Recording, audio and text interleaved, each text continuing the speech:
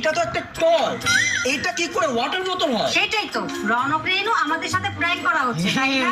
না মা, আমরা প্ল্যান করছি না, এই দেখো।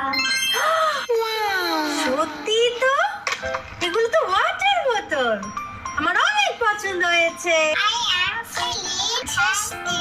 ঠিক আছে সোনা, চলো তোমাদেরকে পানি ভরে দেই। When we wake up in the morning, drink water.